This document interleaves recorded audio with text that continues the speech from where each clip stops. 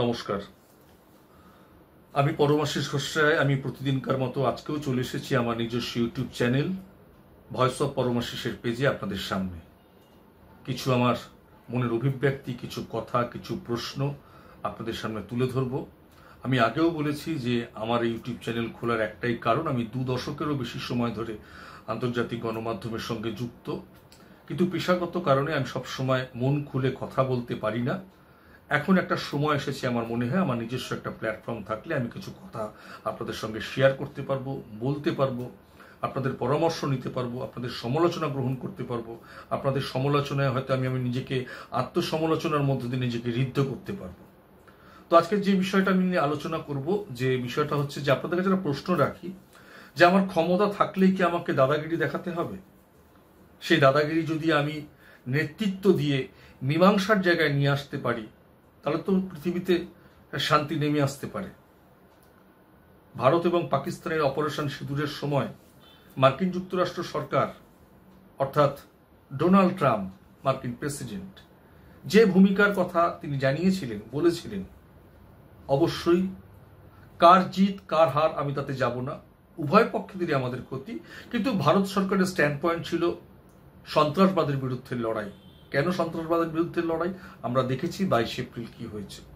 গোটা ভারতবাসী, ভারতের সমস্ত পক্ষের বিপক্ষে রাজনৈতিক দল এক হয়ে সন্ত্রাসবাদের মোকাবিলা কেন্দ্রীয় সরকারের পাশে, অর্থাৎ প্রধানমন্ত্রীর পাশে দাঁড়িয়েছিলেন, এবং প্রধানমন্ত্রী দেশের 3 সেনাবাহিনীকে স্বাধীন মনোভাবের কথা তিনি জানিয়েছিলেন যে তোমরা এই বিষয়ে স্বাধীনভাবে যেভাবে মোকাবিলা করতে পারো করো। পরিস্থিতি এমন জায়গায় আমরা দেখেছি একটা যুদ্ধের পরিস্থিতি তৈরি হচ্ছে, ক্ষয়ক্ষতির পরিমাণ ক্রমশ বাড়ছে।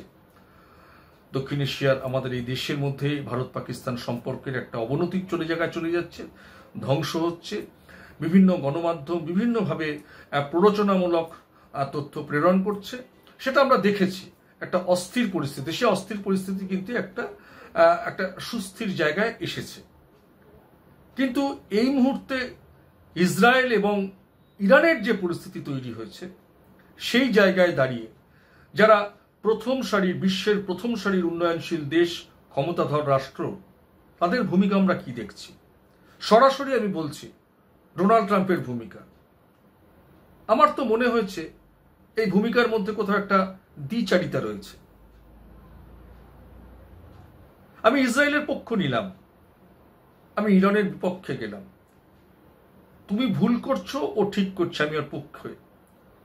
কিন্তু সেই জায়গায় দাঁড়িয়ে মীমাংসার জায়গায় তো উভয় পক্ষ তো ডেকে বসানোর জায়গা থাকা উচিত ছিল। কিন্তু কি হচ্ছে? ইরান বোমা নিক্ষেপ করছে, ইসরায়েল করছে, ইসরায়েলের হাসপাতালে নিক্ষেপ হচ্ছে, আবার ইসরায়েল ইরানকে করছে।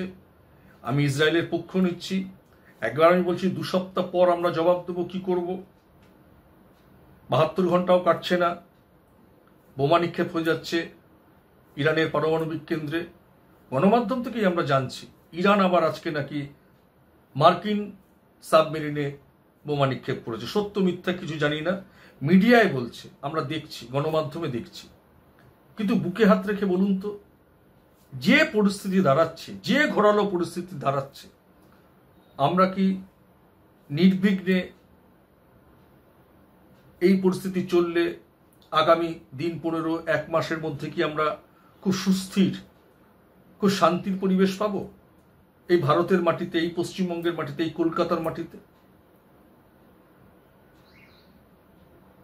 যে দেশটা প্রকৃতিগত কারণে অনেক শক্তির অধিকারী, তাকে ধ্বংস করা মানে তো গোটা বিশ্বের ওপরে, তার উপর যারা নির্ভরশীল,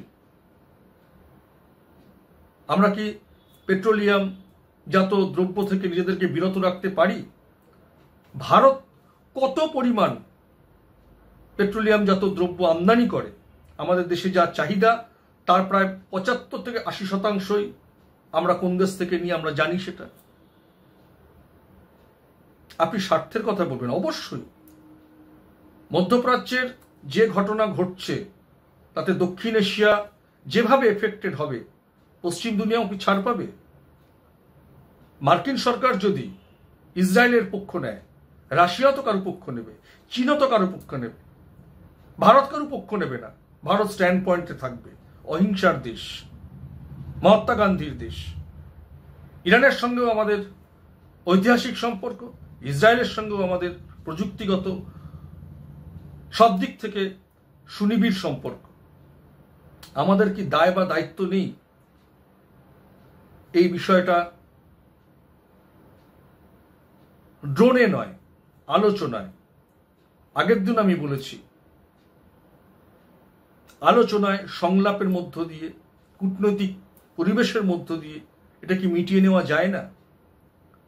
পাশের বাড়িতে আগুন লাগলে আমার গায়ে আঁচ পড়বে না? কি হচ্ছে এসব? এত বড় বড় দেশের রাষ্ট্রনেতারা তারা ধৈর্যের পরীক্ষা দিচ্ছেন। ধৈর্যের পরীক্ষা কবে, কতদিন দেবেন? কিসের ধৈর্যের পরীক্ষা দিচ্ছেন?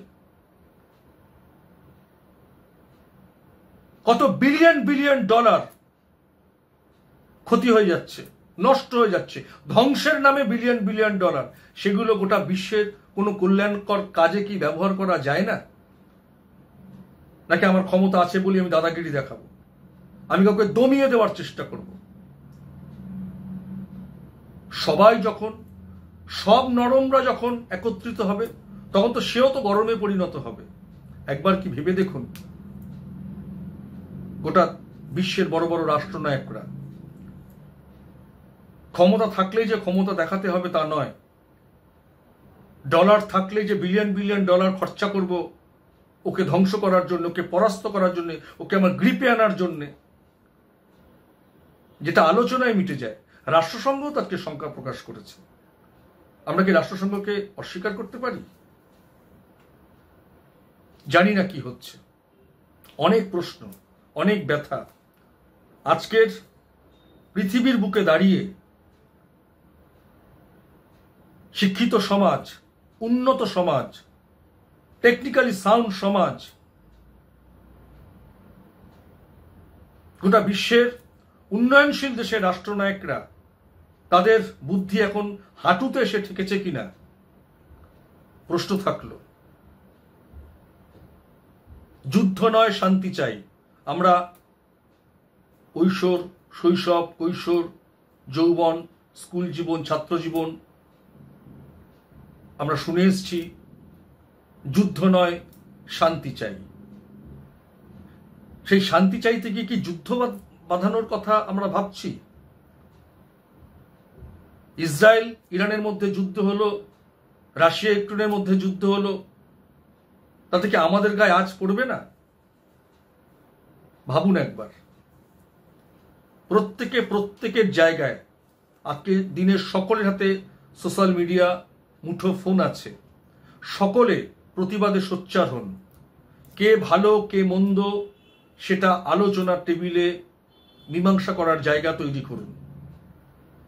কিন্তু এই যুদ্ধ বাঁধানোর চেষ্টা না করে শান্তির আলোচনায় বসার সুযোগ করে দিন, সুযোগ তৈরি করুন। দ্বিচারিতা করবেন না, কারোর পাশে দাঁড়ানোর নামে দ্বিচারিতা করবেন না। দেশে, গোটা বিশ্বে শান্তি নামিয়ে আনার জন্য আবেদন রাখছি একজন সচেতন নাগরিক, একজন সচেতন সাংবাদিক হিসেবে।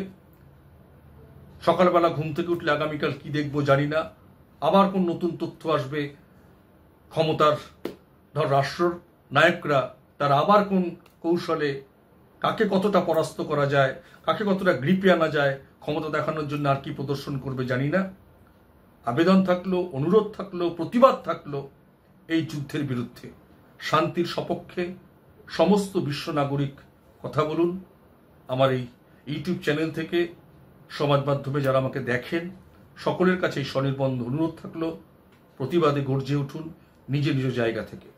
নমস্কার।